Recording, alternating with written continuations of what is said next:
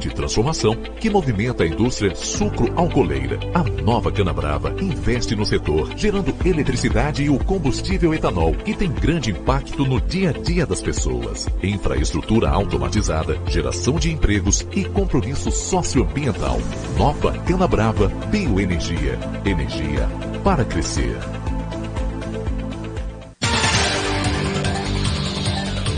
São 7h18, voltamos com Folha do Ar, primeira edição, oferecimento Laboratórios Plínio Bacelar, Clínica Proteus e Nova Canabrava. E agora sim recebemos, aliás, já estava conosco aqui no estúdio, o advogado e defensor público Thiago Abud.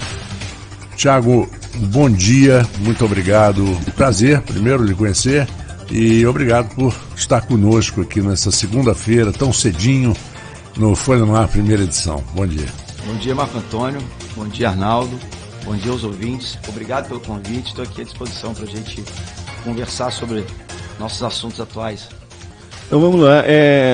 Eu vou começar, Marco e Thiago, sobre um assunto que ganhou noticiário ontem já no fim da tarde, né, pelo menos foi a hora que eu vi, não sei se foi um pouco mais cedo, que foram as conversas revelados pela Intercept, que mostram uma certa proximidade do juiz Sérgio Moro com a Força Tarefa da Lava Jato. Estava olhando meu e-mail aqui, a Força Tarefa da Lava Jato até mandou uma nota de esclarecimento à sociedade, né, mas ainda não li, deixa eu ver quantos pontos da nota, são 8 pontos, falando sobre essas conversas. Essas conversas mostram que hoje o ministro Sérgio Moro, que ascendeu no cenário nacional como juiz de primeira instância da Lava Jato, foi quando ele ganhou visibilidade em todo o território nacional, inclusive condenando o ex-presidente Luiz Inácio Lula da Silva, que continua preso desde 7 de abril do ano passado, e o ministro, hoje ministro da Justiça, Sérgio Moro, teria uma proximidade muito grande com a Procuradoria, estaria conduzindo a investigação.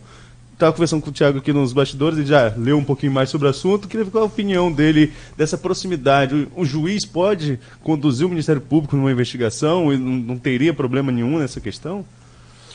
Na verdade, em primeiro lugar, a gente tem que destacar o papel da Lava Jato no cenário nacional.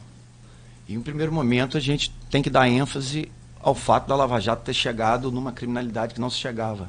A gente sempre destacou e a gente sempre viu no sistema penitenciário um sistema seletivo onde os pobres estão presos.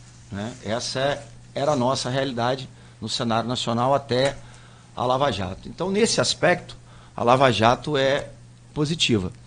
Agora, a Lava Jato traz, até pelo desafio de enfrentar essa criminalidade, ela traz alguns pontos que, vamos dizer assim, normalizaram determinados institutos que eu tenho um olhar mais crítico sobre isso. Por exemplo, a Lava Jato trouxe como regra uma banalização das prisões preventivas.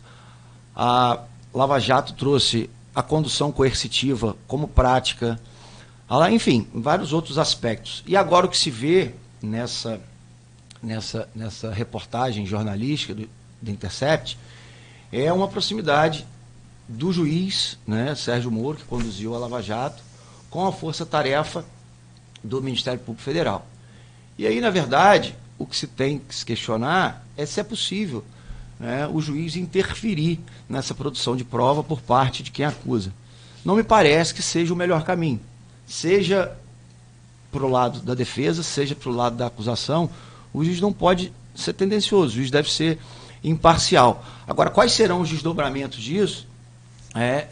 Que a gente vai ter que acompanhar dia a dia, até porque me parece que essa prova foi obtida de maneira ilegal.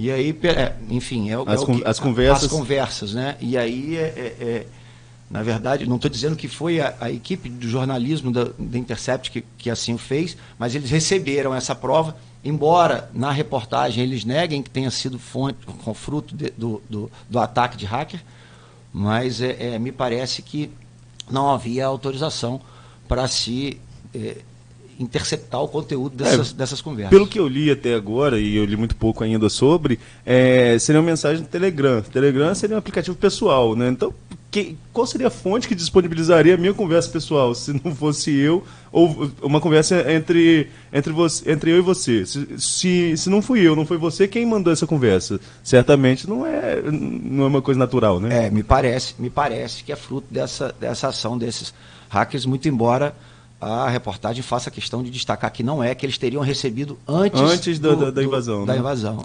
Vamos ver o desdobramento que vai acabar. Isso aí vai dar muito problema. Mas quando eu estava falando aí que no Globo hoje já estavam tentando convocar o ministro para o Congresso, já estavam tentando. Tem uma notícia dizendo que o pessoal, é sempre o pessoal, né? O pessoal já quer convocar o ministro. Não, eu acho que o Moro deve explicação à sociedade, de maneira geral, né? São duas questões aí. Na verdade, como prova para meio de defesa, ela é possível, porque a defesa do ex-presidente e de todos os envolvidos na Lava Jato vão poder utilizar dessa prova, porque ela é admitida para a defesa. Agora, a exploração política desse fato é que a gente vai ver como é que vai se desenrolar, né? Até porque eu acho que a cobrança ela não pode ser seletiva. Eu acho que o Moro tem que ser cobrado sim.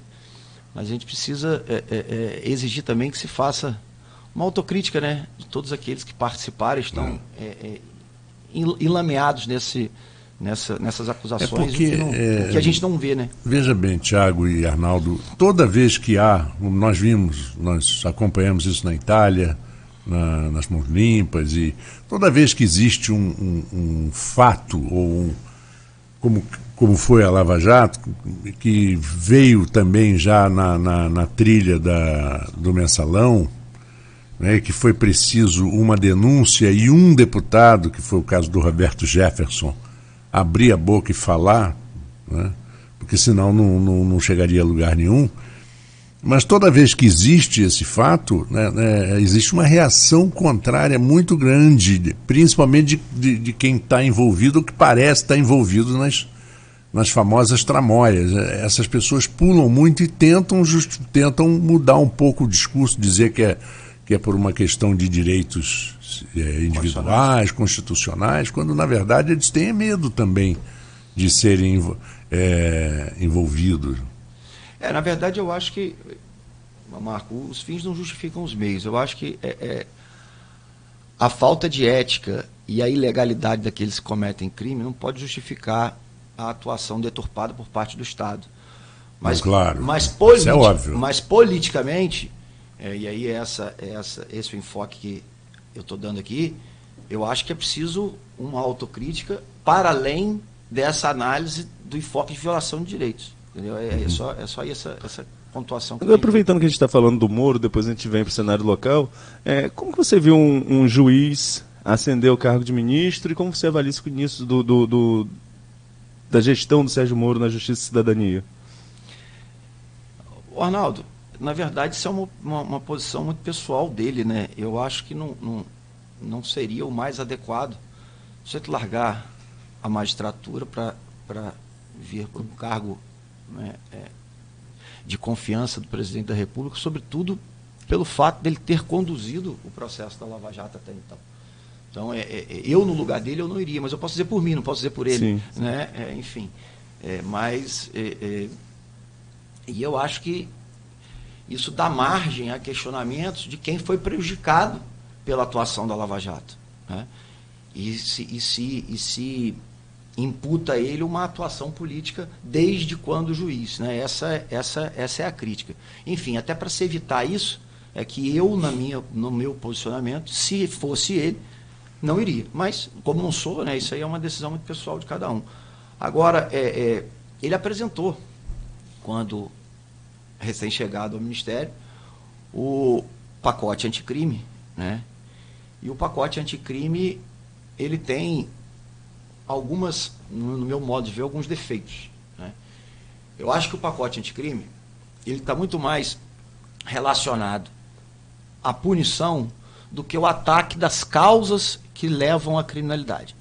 Então, eu acho que, no final das contas, o pacote anticrime vai gerar mais superencarceramento nesse sistema penitenciário que a gente já tem inchado, né? E não ataca a causa do problema, E não atacar a causa do problema significa dizer que daqui a 10 anos a gente vai estar buscando um outro pacote para tentar reverter, porque, na verdade, se a gente comparar o Brasil da década de 1990 com o Brasil de hoje, o Brasil era um país com índices de violência menores.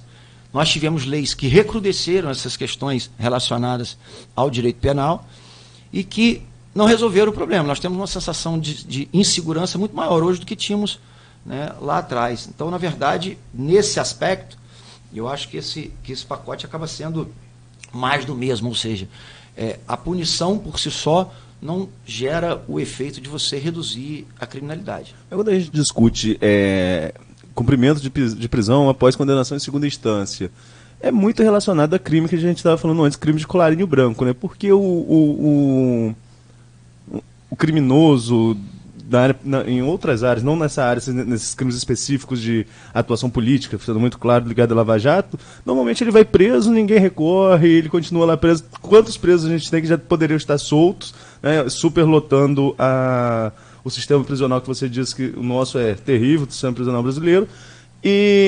Mas, enfim, quem seria mais prejudicado, aí, ao que me parece, nesse pacote, seria realmente prejudicado. Quem seria mais rigoroso com o crime de colarinho branco. Não está tão ligado ao Código Civil, por exemplo. Seria mais relacionado, me parece, ao crime de colarinho branco, ou estou enganado? Na verdade, Arnaldo, esse pacote, ele é geral, tá? Quando ele fala da questão da presunção de inocência, ele repete o que o Supremo disse no último julgamento. Então, de fato, neste tema, presunção de inocência, o ataque é relacionado, obviamente, a esses crimes, né? Porque a gente vê no nosso cotidiano forense o sujeito que responde ao crime comum, o crime de tráfico, o crime de furto, o crime de roubo, o porte de arma, ele é preso em flagrante, a prisão é convertida em prisão preventiva, e embora se tente que aquele sujeito responda em liberdade, não é essa a resposta que o judiciário dá, e o judiciário mantém esse sujeito preso. Então ele está desde sempre preso. Isso. Quando se fala de presunção de inocência, né, e dessa questão dos recursos, que você tem como ênfase essa criminalidade do colarinho branco, é porque esse sujeito normalmente não responde preso, né? Então é por isso que se diz que essa quebra da presunção de inocência, vamos tratar assim, né, ela afetaria esse sujeito que responde pelo crime do colarinho branco. Eu me lembro Me lembro porque eu era menino quando isso aconteceu, e lembro de ter lido também um livro muito interessante sobre os grandes crimes, grandes histórias de crimes do Rio de Janeiro. E me lembrei do crime da ladeira do Sacopã, que foi do Citroën preto, né, do Tenente Bandeira, que ele, até o julgamento durou tanto tempo, ele ficou preso, né, porque ele foi acusado, uma acusação meio esquisita. Naquela época não havia os recursos que nós temos hoje, né? E ele ficou um bom tempo preso. Quando ele foi condenado, já descontaram aquele tempo todo que ele ficou preso, que ele poderia ter porque ele era oficial da Marinha, da Aeronáutica, se não me engano, né? Da Aeronáutica, que ele poderia ter respondido solto, mas acabou preso e depois descontou. E muito tempo depois ele conseguiu reverter, e aí recebeu todos aqueles atrasados, que ele foi afastado da Aeronáutica. Você vê como é que a coisa jogada dessa forma pode dar consequências futuras, né? Porque antes da Constituição, a prisão era automática. E o sujeito, mesmo absolvido, o recurso dele, ele ficava preso. Então ele estava absolvido por um juiz de primeiro grau, olha como é que era. E se ele recorresse, ele era mantido preso, né? Condenado, mantido preso, e aí, enfim, ele não tinha...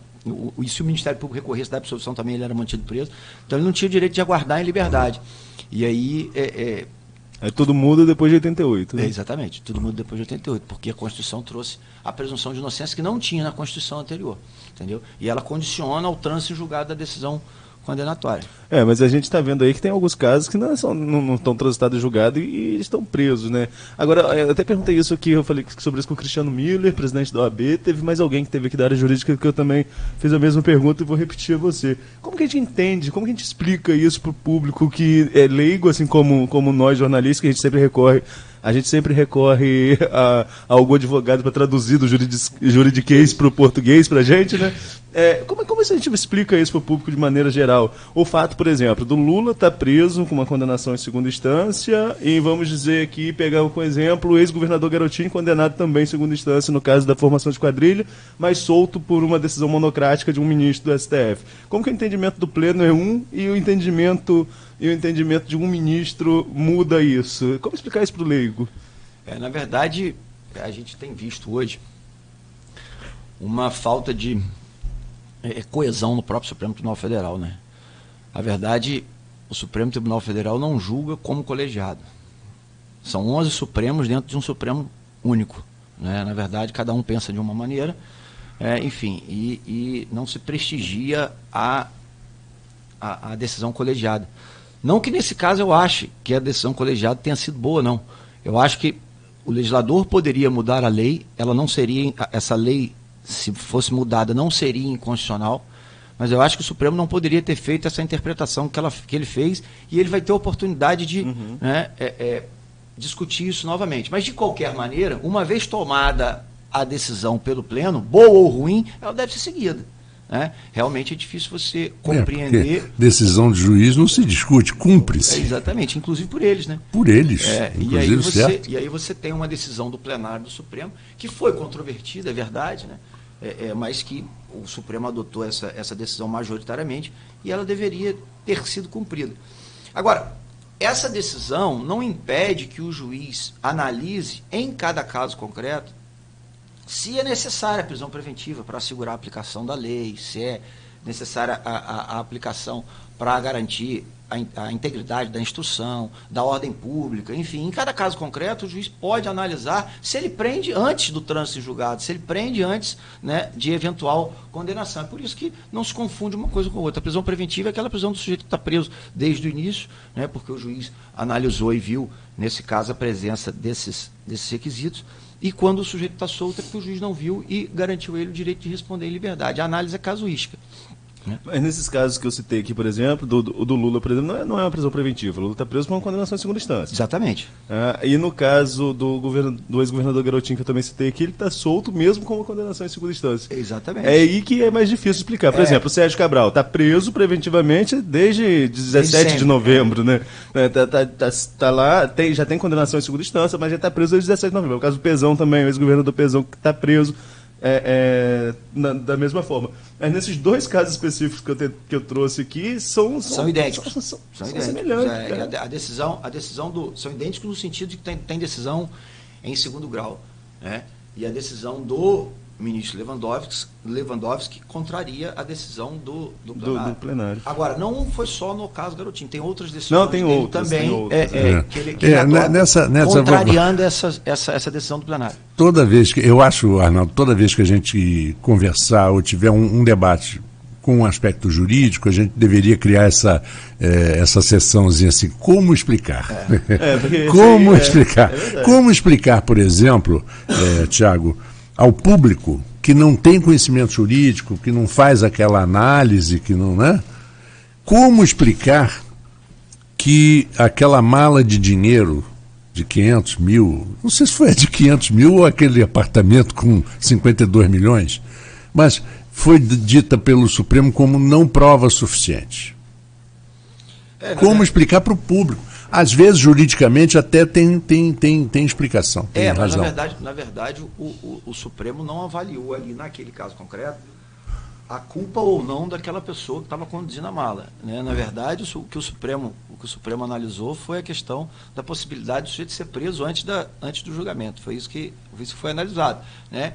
O que para o senso comum é difícil ser compreendido, porque as pessoas acham que o sujeito cometeu um crime, ele deve ser preso e deve responder ao processo preso. Mas não é essa o arcabouço legislativo que a gente tem não prevê desta possibilidade, né? A regra é a prisão depois do trânsito julgado da sentença penal condenatória. Agora, a gente falando no cenário nacional, só para a gente fechar o bloco ainda do cenário nacional e depois a gente entrar em questões mais locais, a gente falou do pacote anticrime e anticorrupção do Moro, né, que foi uma bandeira de governo, de campanha do presidente Jair Bolsonaro, ainda não com o Moro, mas muito indicativo de que poderia ser o Moro caso o Moro aceitasse, isso já desde lá de trás, e também a questão do porte e posse e porte de arma, uma flexibilização nos dois casos. Você está do direito, como você avalia a possibilidade de flexibilização, de armar mais a população, a população ter direito ao posse e ao porte de arma? Você acha que seria a solução para o nosso Estado?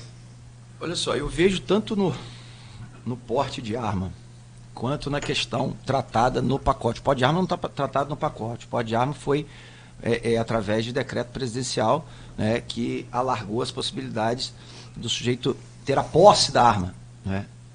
Ou seja, posse é diferente de porte, porque a posse é em casa, né, e o porte o sujeito transita com a arma. Mas no pacote tem a questão do alargamento da exclusão da ilicitude, ou seja, da justificativa para alguém matar, para o leigo entender, né? E eu acho que, na verdade, as duas medidas, embora o presidente não esteja entregando nada diferente daquilo que ele prometeu, tá? Ele prometeu isso na campanha e ele está entregando exatamente o que ele prometeu. Eu acho que, na verdade, você aumenta a letalidade.